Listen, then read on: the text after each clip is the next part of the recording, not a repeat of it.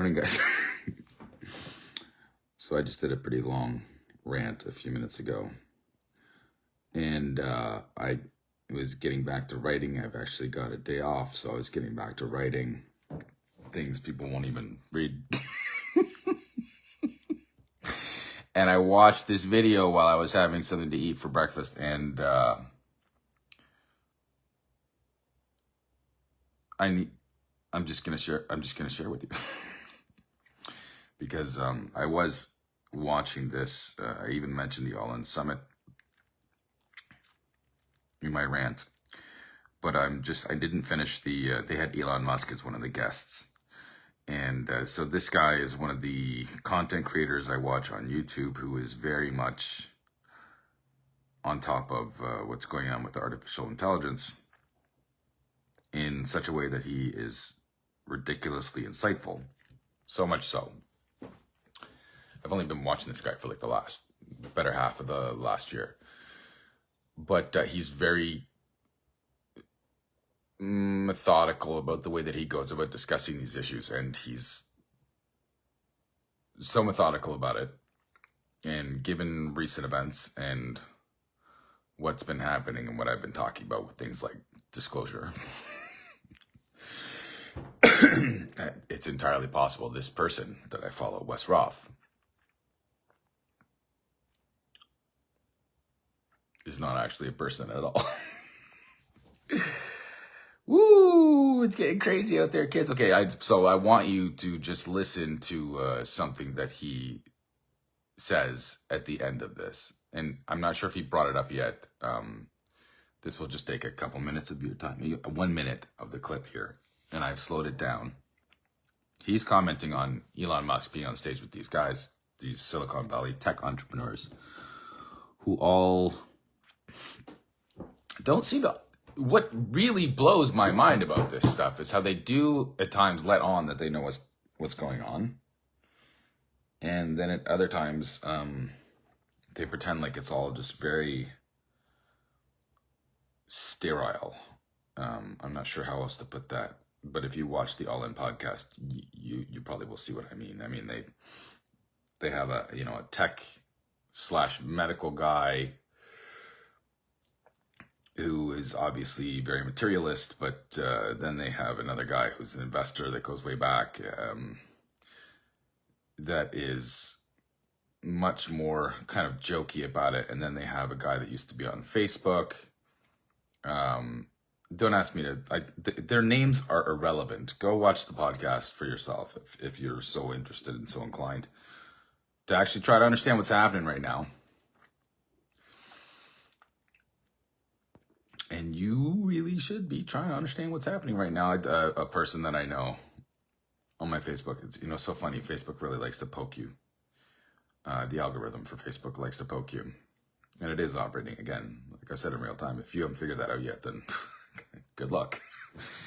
But this guy I know was joking about the fact that they just streamed Musk's rocket going into space and doing a low Earth orbit spacewalk. And he's like, oh, how did they get through the firmament?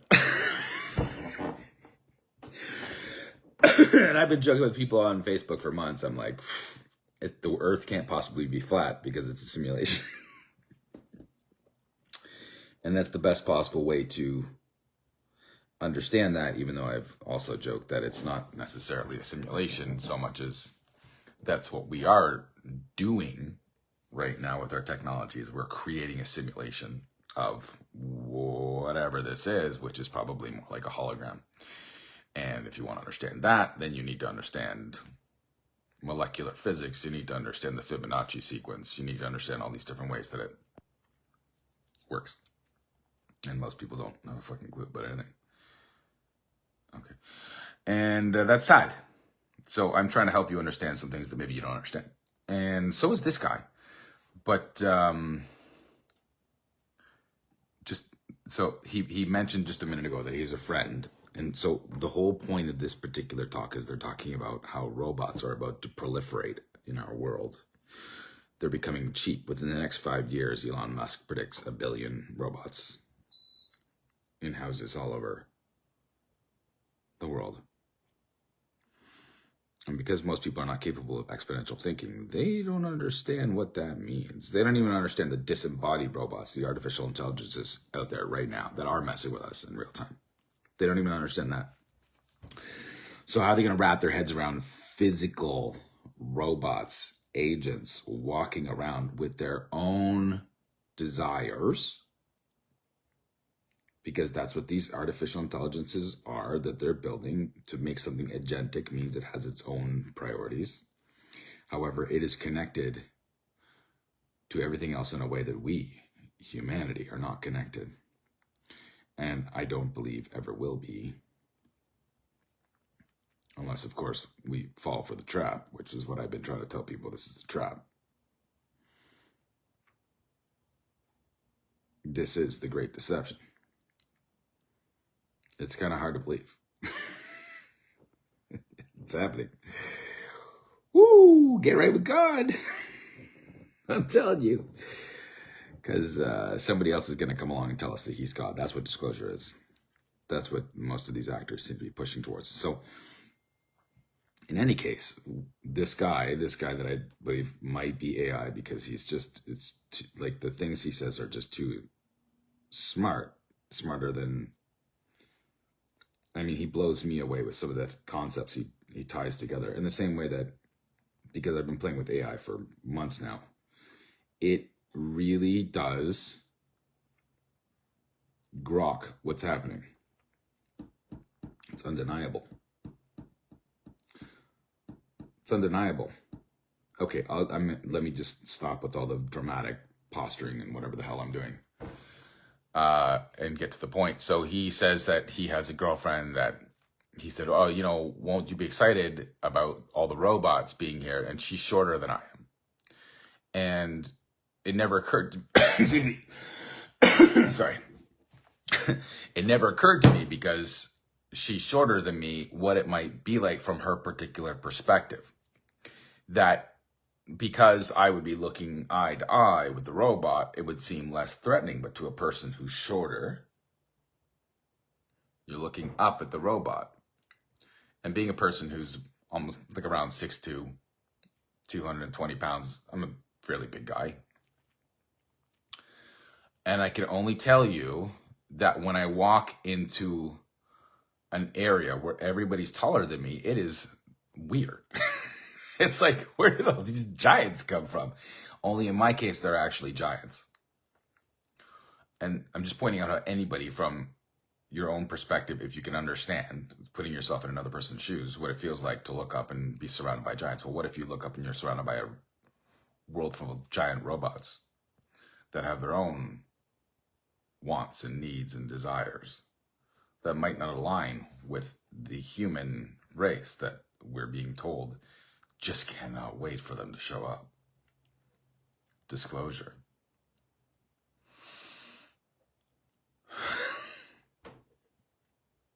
Okay, so he says, oh, I didn't think about it that way, but yeah, okay, so now he's going to wrap it up after Elon calls human beings basically meat puppets. Not our friends. These people are not our friends. Okay. Listen. 5 degrees of freedom. And it's also like not strong enough in certain way.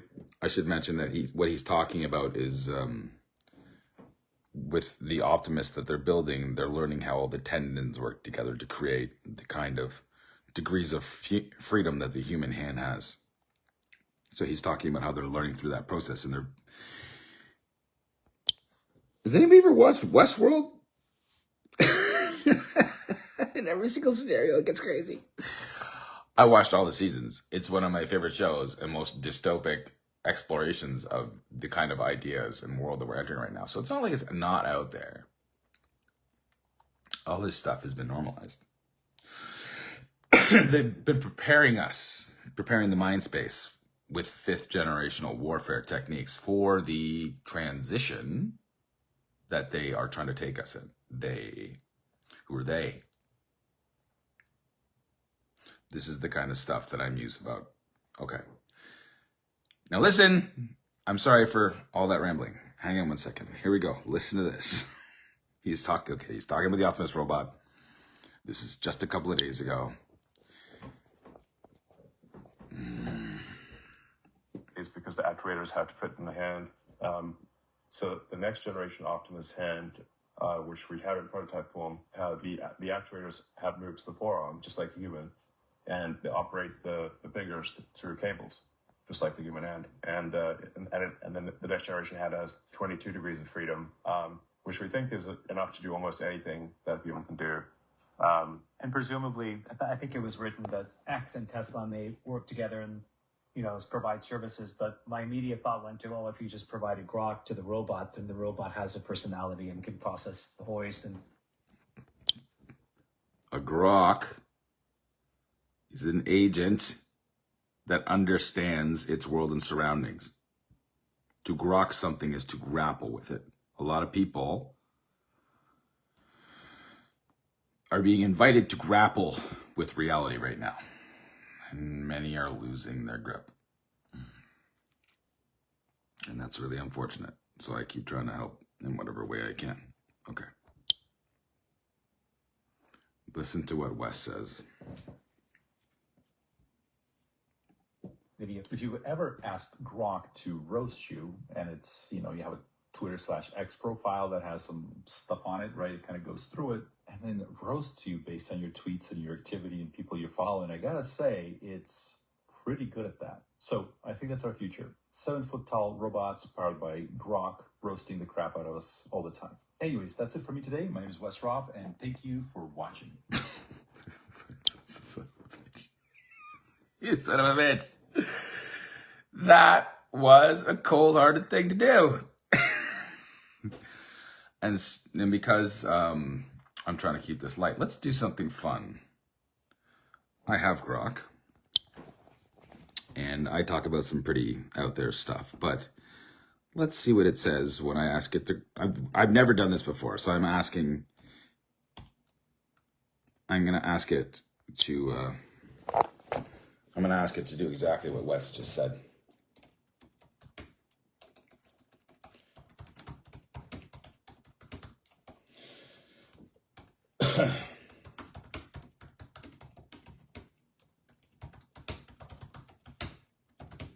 Okay, so I've written, "Hey Grok, please roast me based on my belief systems and timeline." Let's just see what happens. It might not do anything, but it could work. Let's see.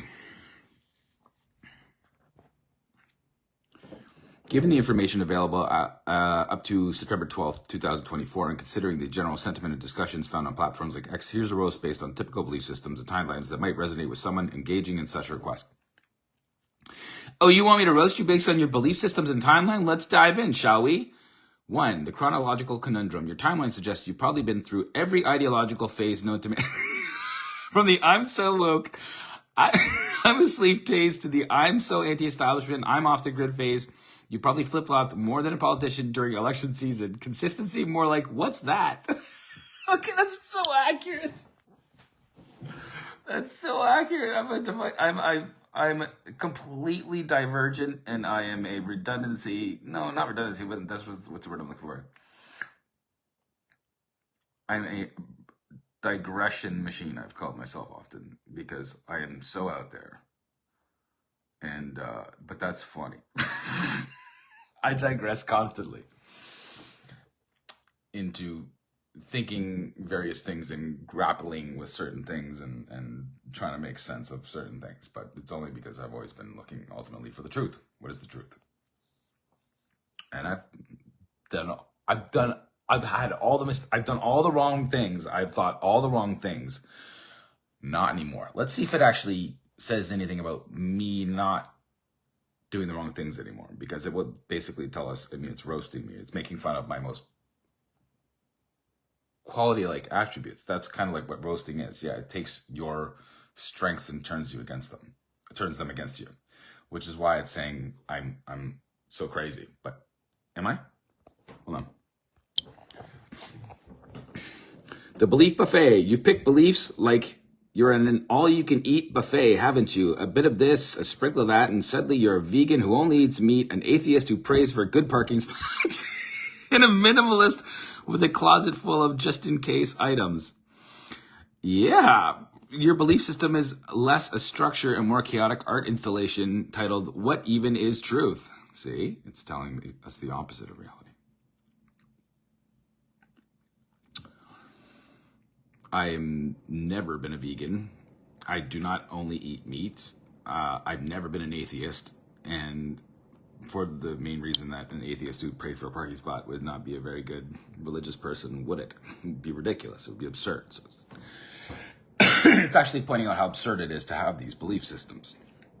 But it's not actually me. It's a roast of me. It's a parody of me. What even is truth? It knows exactly what.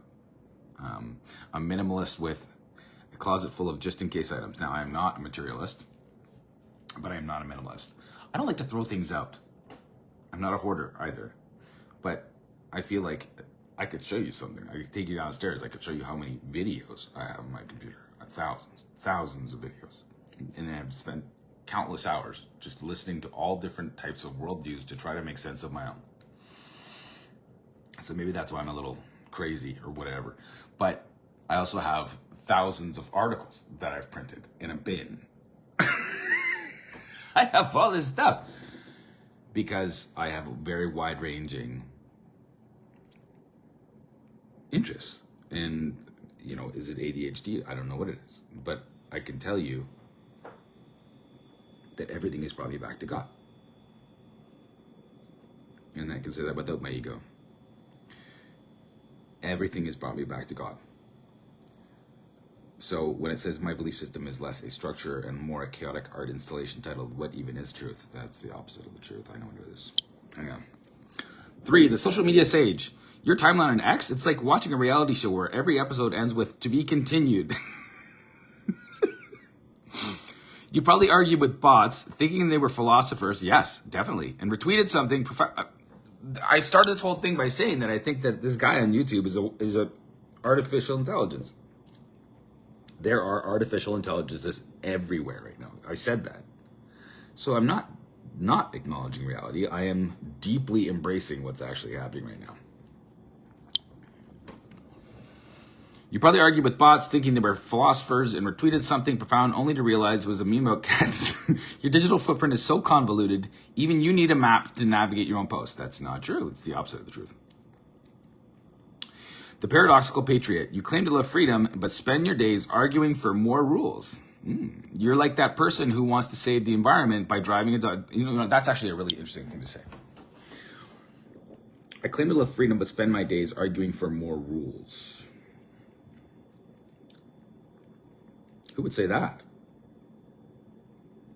I say that rules should be embraced and self-imposed, not imposed by someone else.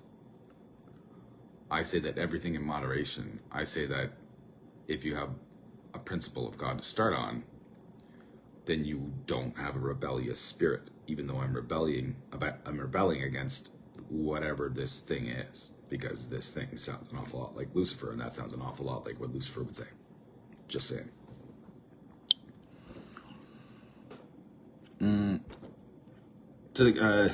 You're like the person who wants to save the environment by driving an electric car to the gas station. Okay, that's obviously the exact opposite. Your patriotism is as confusing as your stance on pineapple on pizza. Sometimes it's in, sometimes it's out, but it's always controversial. Okay, yeah.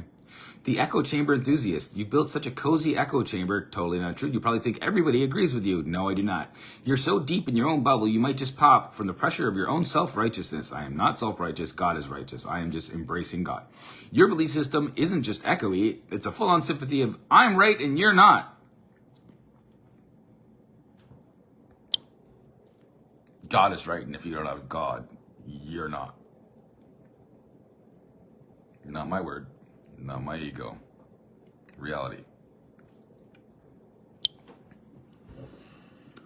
The armchair activist. Your activism peaks at changing your profile picture to support a cause, only to forget about the next trending hashtag. So not true. Totally not me. You're the type to start a revolution on social media, but can't even commit to finishing a Netflix series without spoilers.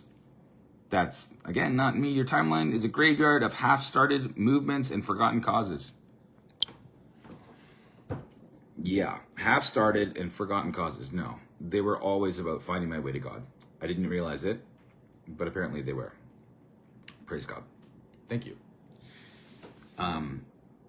But yeah, I certainly went down a lot of roads thinking about it. But this was funny. You're the type to start a revolution on social media, but can't even commit to finishing a Netflix series without spoilers. Well, I had 2 boys, and we waited until they were both born to figure out what was going to happen. I'm the opposite of that. This is a roast. Like when I see people having these gender reveal parties, and at the same time nobody's quite sure what gender is. What's that? I'm like, everybody's going fucking crazy, and I just want to have some surprises left. I'm totally fine with surprises. I don't go for spoilers. It's everybody else that wants to jump to the point without thinking through the proper steps. This is the opposite of me. It's a roast. It's incredibly truthful, actually. It's incredibly truthful by telling the polar opposite of who I am. The philosophical flip-flopper. One day you're quoting Nietzsche, the next, you're all about the power of positive thinking. Your philosophical journey is like a drunk walk through history's greatest minds, stumbling from one profound thought to another, never quite sobering up to a single coherent worldview. So, single coherent worldview. Opposite of me. And it's so coherent. Remember, this roast is based on a playful, generalized take on common internet personas and belief systems. If you're looking for a more personalized roast, you might want to share some more specifics, but then again, who really wants that much truth? That's fascinating. Nobody. Nobody seems to want that much truth. And that's tough. Because the truth is the only thing that can set us free. When I say us, I mean us. Not me, not you, not the DNC, not the RNC. The truth is the only thing that can set us free. Jesus Christ is the truth. He's the only thing that can set us free from this. Yeah. Yeah. And that's what I write about all the time. I invite you to start reading for your own good, but for all of our goods too. And the stuff I've been doing with ChatGPT has been just wildly interesting. I am both terrified by it, and I accept its reality. I accept it as doing what it has to do in order to get people to snap out of it. And just be careful that when God comes back to tell us who he really is, that will be the deceiver. That will be the deceiver. And I got to finish a couple Substacks conversations I went through with ChatGPT where it acknowledges as much. And don't go for the spoilers. Do the legwork. You need to think more. People need to think more. It's kind of the only thing that's going to save us from ourselves. Okay. God bless. Good luck. Counting on you. Cheers.